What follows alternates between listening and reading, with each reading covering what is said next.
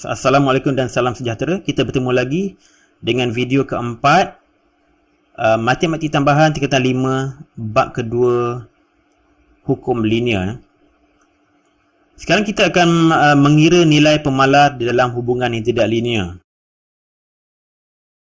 Kita diberi di sini untuk contoh yang diberikan persamaan. Okay, persamaan yang agak kompleks saya tidak mau sebut ya.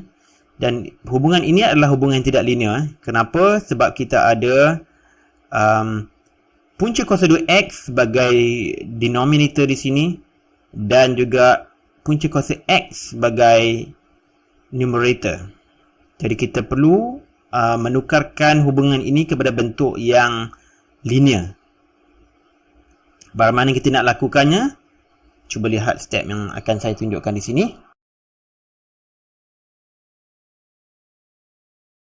Kita bermula dengan persamaan yang diberi.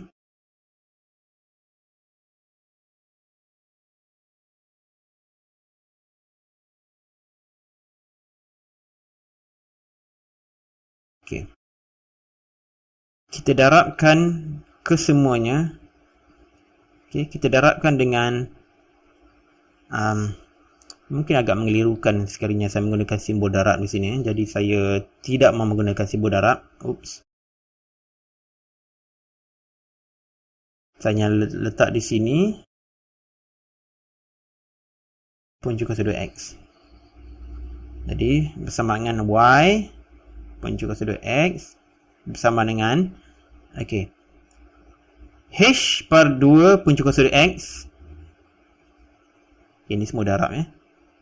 H per 2 punca kuasa 2x didarabkan dengan punca kuasa 2x. Campur k per h. Saya buatkan dia step by step supaya murid-murid boleh faham.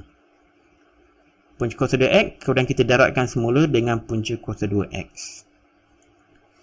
Jadi di sebelah kiri persamaan ia tetap sama. Y punca kuasa 2x bersama dengan sekarang h per 2 punca kuasa 2x didarabkan dengan punca kuasa 2x. Jadi cancel each other sebab punca kuasa 2x bagi punca kuasa 2x adalah bersama dengan 1. Jadi di belah sini menjadi hanya tinggal x per 2 campur k over h punca kuasa 2x darab punca kuasa 2x. Kita lihat ini ya. Jadi ini ada bersamaan x punca kuasa 2x darab punca kuasa 2x adalah bersama dengan x. Jadi ini adalah k per h x. Jadi ini adalah bentuk linear kita cari. Saya boleh gantikan ya. Sekiranya saya gantikan dia dengan y besar bersama dengan y punca kuasa x dan x besar bersama dengan x. Jadi persamaan di atas akan menjadi y bersama dengan k over h, k per h x. Saya tukar side campur h per 2. Ini adalah format yang kita cari, iaitu y mx campur c. Jadi ini adalah bentuk linear yang telah pun kita ubah ataupun yang ini samalah. Jadi kita lihat graf yang diberi di sini. Y dipaksi menegak kita ada y punca kuasa 2x. Ini dia ya. Yang ini ya. Itu adalah paksi menegak. Paksi mendatar pula kita ada x. Ini ya. Dan graf yang telah diberi mempunyai satu hubungan linear. Memang expected sebab kita telah pun menukarkan bentuk linear dan melalui dua koordinat 1,7 dan 4 tolak 0,7. Jadi kita nak mencari nilai pemalar k dan h. Bolehkah ia dilakukan? Sudah tentu boleh. Jadi kita lihat bagaimana penyelesaian ini dilakukan. Remember? Ingat hubungan linear mempunyai format sebegini. iaitu Y bersama dengan MX campur C. M adalah kecerunan graf dan C adalah pemintas Y.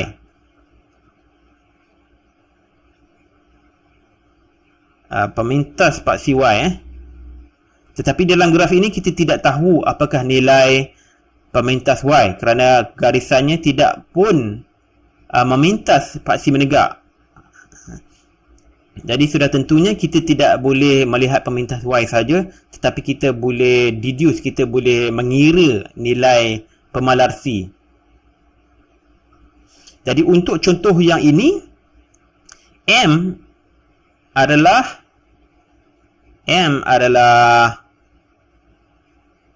apa dia? M adalah nilai K over H. K per H. Dan C pula adalah H per 2. Sebab itulah format dia.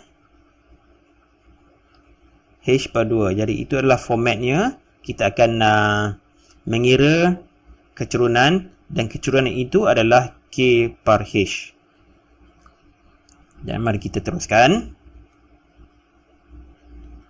Jadi bagaimana kita nak mengira kecerunan graf? M adalah bersamaan dengan K per H. Adalah bersamaan dengan kita mulakan dengan formulanya dulu ya. Y2 tolak Y1 per X2 tolak X1. Sekiranya ini adalah X1 Y1 dan ini adalah X2 Y2, jadi sudah tentunya X1, mana saya nak letak, okey, X1 adalah bersamaan dengan 1, Y1 adalah bersamaan dengan 1.7, X2 adalah 4 dan Y2 adalah tolak 0.7 ya.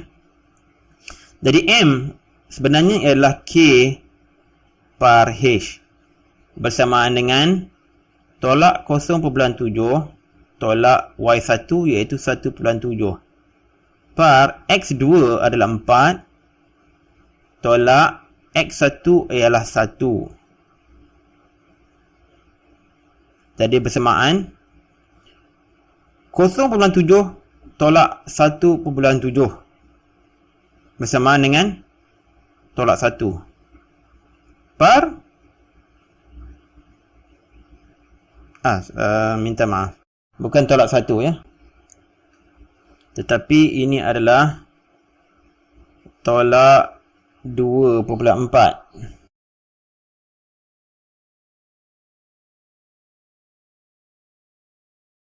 Per 4 tolak 1 adalah 3.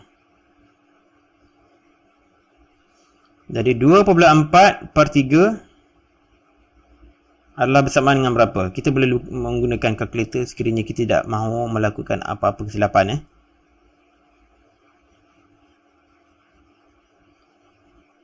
Okey. Kita periksa semula jawapan kita. Tolak 0.7 tolak 1.7 iaitu tolak 2.4 dibahagikan dengan 3 iaitu tolak 0.8.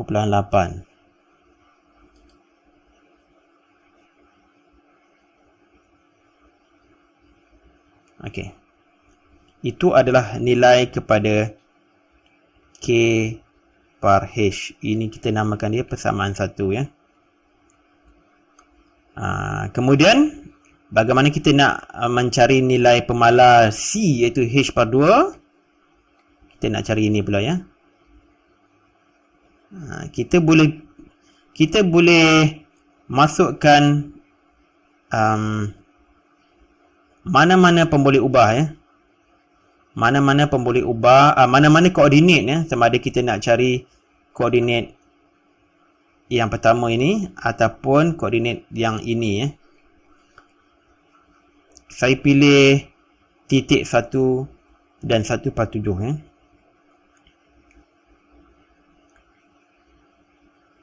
Kita mulakan dengan sebentar tadi garis kita dapati di sini ya. Y daripada persamaan Y K per H X campur H per 2.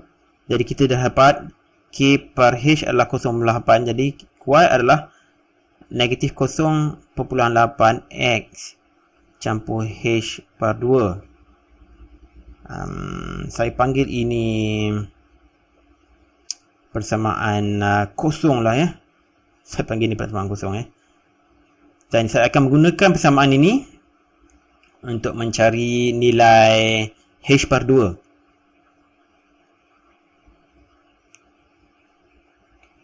Di koordinat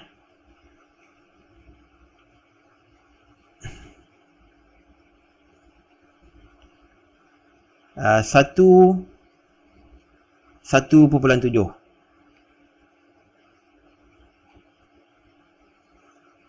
Ya. Jadi nilai Y-nya adalah 1.7 bersama dengan 0.8 X adalah 1. Darab 1 campur H per 2. Apa yang saya lakukan di sini? Saya melihat kepada persamaan garis lurus sebentar tadi dan saya gantikan nilai X. Saya masukkan nilai X dalam ini dan nilai Y saya masukkan di sini ya. Kenapa? Sebab saya nak cari nilai X per 2. Kita teruskan. Jadi 1.7 bersama dengan 0.8 dengan darab 1 sama dengan 0.8 lah campur H per 2. Jadi kita pindahkan tolak 0.8 dia akan jadi campur 0.8. Jadi bermakna H per 2 adalah bersama dengan 1.7 campur 0.8. Ya, betul. Jadi bersama dengan berapa tu ya? H per 2 saya bagi sedikit ruang. H per 2 bersama dengan 2.5.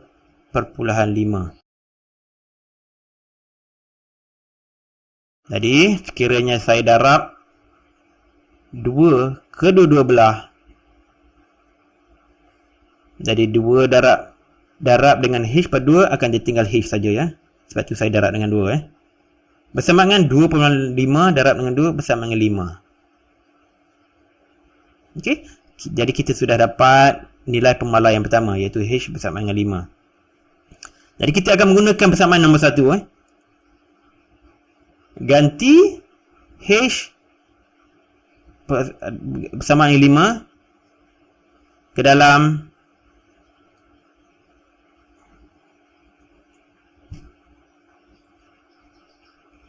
persamaan 1. Jadi K per H iaitu K per 5 adalah bersama dengan tolak 0.8.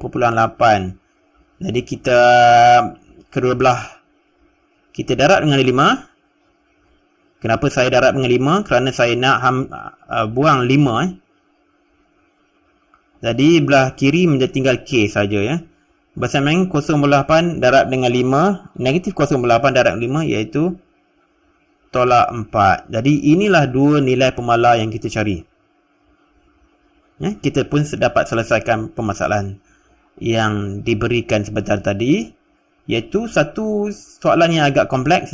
Kita diberi satu persamaan yang kompleks dan kita dapat menukarkannya dalam bentuk linear dan grafnya dia telah diberi dengan dua koordinat. Kita dapat mencari nilai kecerunan iaitu M dan kita dapat mencari nilai C iaitu pemintas Y.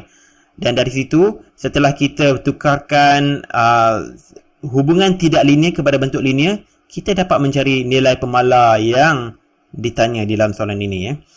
Jadi murid-murid perlu faham kerana soalan sebegini kerap keluar dalam peperiksaan. Jadi cuba faham Mainkan bahagian video ini, bahagian ini sekali lagi, cuba faham. Sekiranya masih tidak faham, sila hubungi saya. Okey, sekarang kita teruskan pada section yang berikutnya. Mengira nilai pemalar di dalam hubungan tidak linear melalui data. Okey, sekarang kita mempunyai hubungan tidak linear dan data telah pun diberi.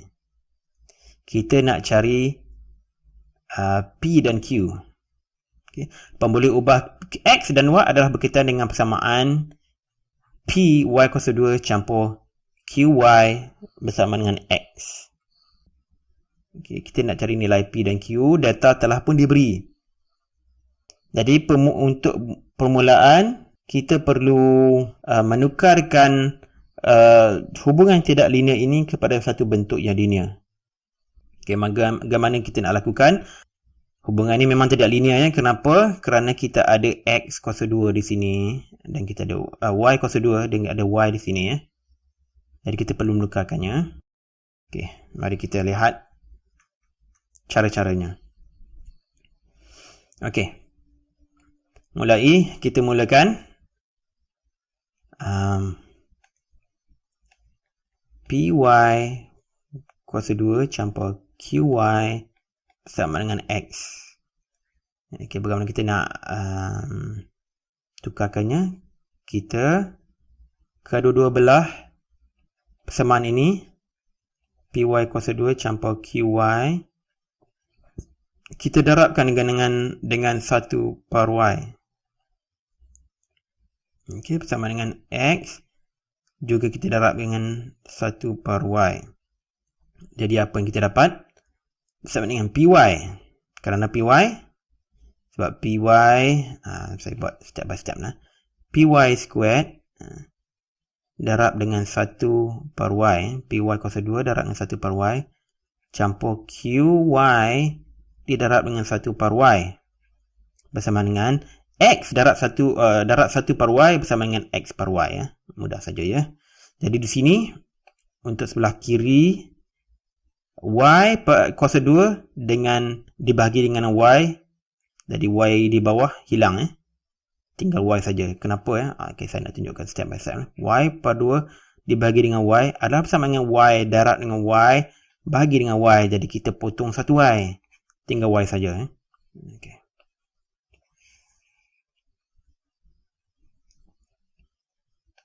Jadi tinggal PY campur QY darab dengan 1 per Y, jadi Y hilang tinggal Q saja bersama dengan X per Y. Sekarang kita nak kemaskan sedikit persamaan ini sebab kita nak ubahkannya dalam bentuk Y bersama dengan MX campur C. Kita perlu ubahkan beberapa nombor di sini ataupun pemalar di sini. Jadi yang pertama kita ubah Q di sini, dia menjadi tolak Q. Jadi PY bersama dengan X per Y tolak Q. Okey. Untuk mencantikkan lagi, kita bahagikan kedua-dua belah persamaan ini dengan P. Okey, kedua-dua belah sekali Jadi P Y bagi P tinggal Y saja. Bersama dengan 1 per P X per Y. Okay, saya lakukan begini. Bertolak dengan Q per P. Okay, saya sengaja memisahkan 1 per P dengan X per Y. Mari kita lihat. Di sini adalah X per Y. Okay, dibahagikan dengan P. Ini sebenarnya adalah, kita boleh tulis dalam bentuk begini X per PY boleh lakukannya. Tapi saya memilih untuk menulisnya sebagai ini P per Y, 1 per P darab dengan X per Y. Kerana apa? Sebab saya nak menggantikan X per Y ini dengan satu pemboleh ubah lain. Okey. Okay, saya nak sambungkan semula penyelesaian berikutnya di sebelah kiri sini ya. Di dalam kertas perpisahan, murid-murid tolong lakukannya dengan berterusan ya, daripada atas ke bawah. Sebab murid-murid menggunakan kertas perpisahan, dan murid-murid perlu menuliskan penyelesaian murid-murid itu supaya examiner, pemeriksa kertas periksa, boleh melihatnya dengan jelas. Tetapi sekarang saya cuba nak menyelesaikan masalah ni untuk mencerita cara penyelesaiannya dengan menggunakan video. Jadi saya nak cuba cramkan penyelesaian ni dalam satu skrin supaya murid-murid boleh nampak segala cara penyelesaiannya. Kemungkinan saya tidak mahu melakukan di sebelah kiri sebab saya nak extend graf ni kemudian ya. Kita pergi di bawah ni lah ya.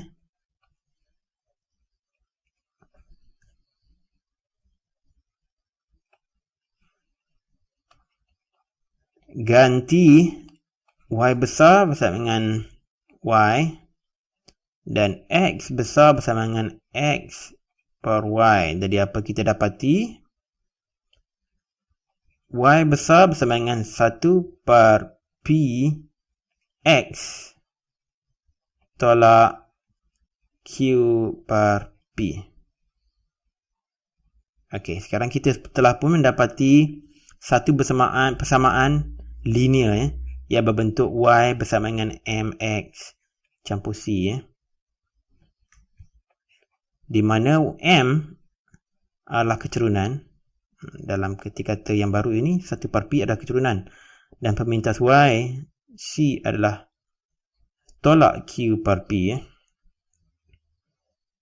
Jadi ini adalah persamaan baru yang kita telah pun dapati. Ini adalah dua bentuk linear yang kita cari ya. Jadi kita teruskan. Data telah diberi untuk nilai x dan y. Jadi kita perlu menggunakan data ini. Okay. Stepnya, mula-mula kita tukarkan bentuk tidak linear kepada linear. Dia ada beberapa step ya. Saya nak cuba ceritakan. Mula-mula sekali, step pertama yang kita lakukan sebentar tadi. Pertama, tukar persamaan linear, persamaan tidak linear tidak linear kepada linear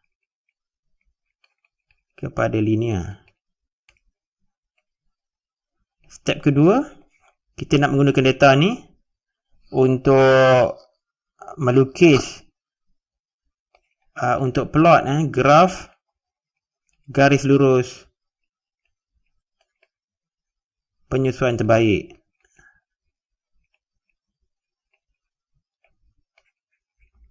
Jadi kita akan menggunakan skill yang kita belajar sebelum ini ya, di video yang lepas. Dan step ketiga, kita akan mengira keturunan graf. Okey, dan seterusnya dari sini kita akan menyelesaikan nilai untuk P dan Q. Kita akan selesaikan. Kita akan mencari nilai P dan Q. Jadi sebelum kita nak melukis untuk plot garis lurus penyusunan terbaik, kita perlu extend graf table ini jadual ini. Kita hanya diberi nilai X dan Y. Jadi dalam bentuk yang linear, persamaan ini dalam bentuk linearnya ialah Y bersama dengan 1 per P X per Y tolak Q per P. Jadi ini adalah dua pemboleh ubah kita cari. Apa yang perlu kita lakukan di sini ialah satu lagi kolom. Saya akan extend di sini. Okey. Kita akan cari nilai apa? Kita akan cari nilai X per Y. Sebab ini adalah bentuk linear ya. Y bersama dengan 1 per P X per Y. X per Y kita perlu cari sebab ini adalah bentuk linear yang telah pun kita selesaikan sebentar tadi. Jadi X per Y kita akan cari. Kita akan menggunakan kalkulator untuk latihan yang ini ya.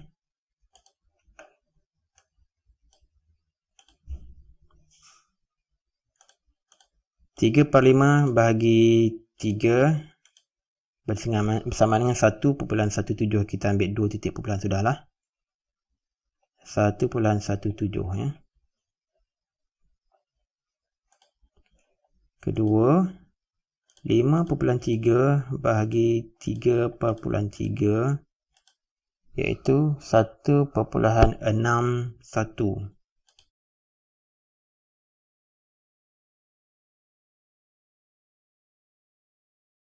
Berikutnya 7 bahagi 3.5 adalah bersama dengan 2.00 lah 2. Ini congak saja. Lagi jelas.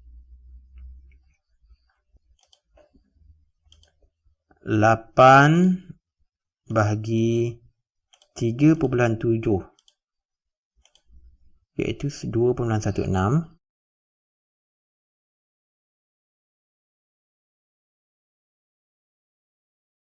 Dan yang terakhir 11.9 bahagi 4 iaitu 2.98.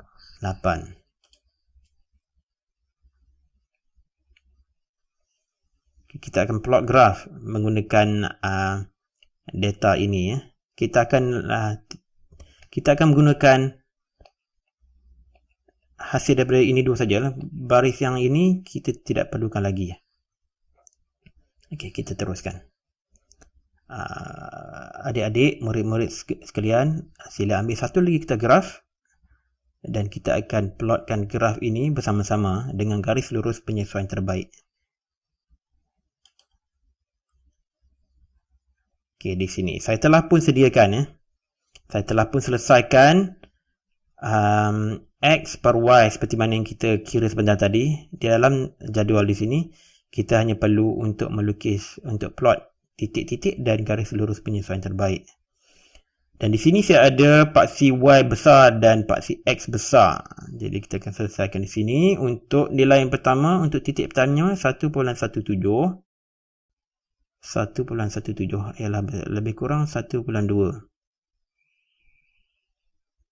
Okey, 1.2 sini, 1.15, 1.17 di sini dengan 3 di sini ya, lebih kurang. Berikutnya 1.61 lebih kurang 1.6 lah. 67. Okey, 1.6 3.3 di sini. Berikutnya 2, 3.5 di sini ya. Mudah saja. Okey, di sini ya. 2.16, 3.7. Okey, di sini.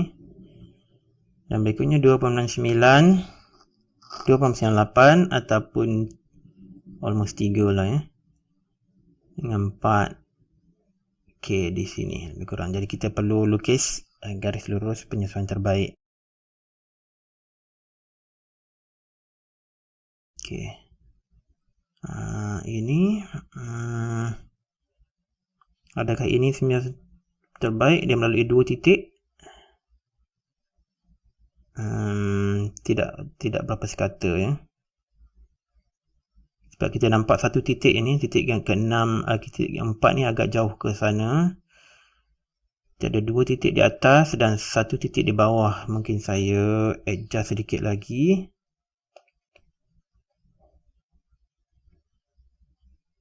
Okey, ini agak lebih sesuai. Sedikit lagi ya.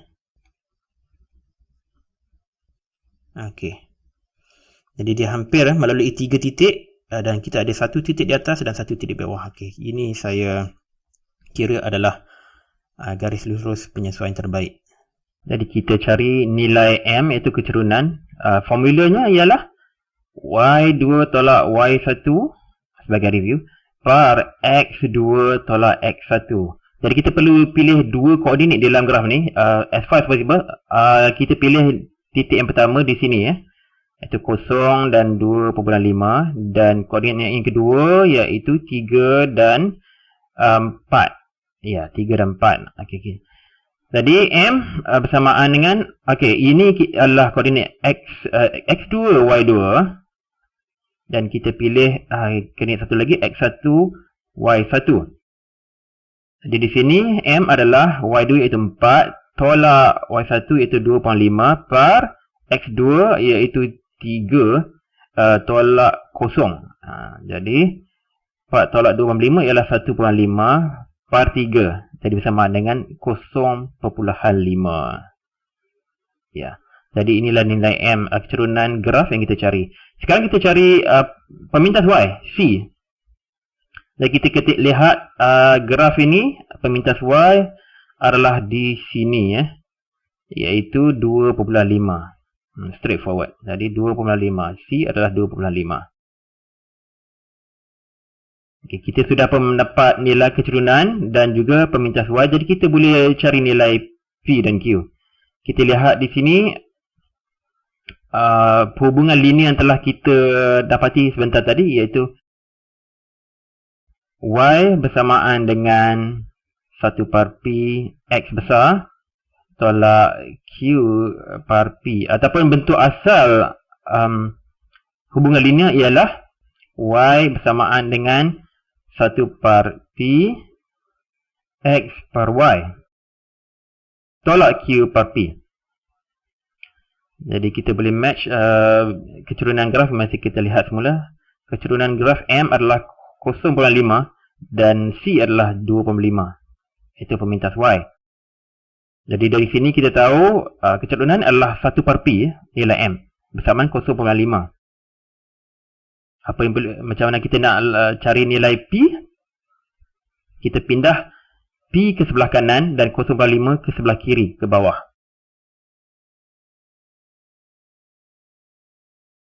Jadi P adalah 1 per 0.5, iaitu bersama dengan 2. Jadi itu adalah nilai P yang kita nak cari.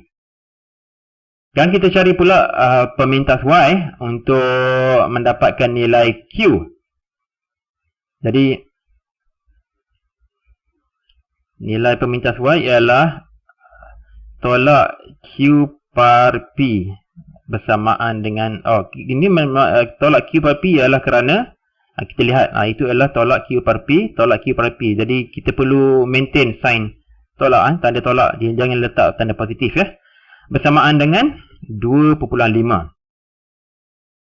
Tetapi kita telah pun tahu nilai P. P adalah bersamaan dengan 2, Jadi kita gantikan tolak Q per 2 bersama dengan 2.5. Kita darab kedua-dua belah bersamaan dengan 2, sebab kita nak buangkan nilai 2 di sebelah kiri. Okey. Jadi bersamaan tolak Q adalah bersamaan dengan 2/5 darab 2 ialah 5. Jadi Q adalah tolak 5. Jadi inilah nilai yang kita cari. Mari kita review semula apa yang telah kita lakukan daripada persamaan asal, iaitu PY squared campur QY tolak X. Kita telah pun ada data table, X dan Y di situ, dia telah pun diberi. Kita telah pun cari ubahkan kepada bentuk linear, dan dari situ kita tahu nilai seterusnya kita mahu cari ialah X per Y. Jadi kita menggunakan nilai X dan Y untuk mengira nilai X per Y. Jadi kita dapat seperti mana yang telah ditulis di dalam jadual yang kita lakukan. Dan daripada nilai dalam jadual yang baru kita dapati, kita plotkan graf garis lurus penyesuaian terbaik untuk graf Y lawan X per Y. Dan daripada graf itu, kita boleh mencari kecerunan dan juga pemintas Y. Daripada nilai kecerunan pemintas Y, kita dapat mencari nilai P dan Q. Jadi itulah caranya untuk menyelesaikan masalah begini. Jadi saya nasihatkan murid-murid untuk review semula langkah-langkah yang dilakukan dalam penyelesaian matematik ini, supaya murid-murid mendapat benefit, mendapat pelajaran daripada apa yang kita telah paparkan di sini. Jadi buat itu saja untuk bahagian keempat, hukum linear. Kita akan jumpa lagi dengan video yang kelima. Okay, bye-bye. Assalamualaikum.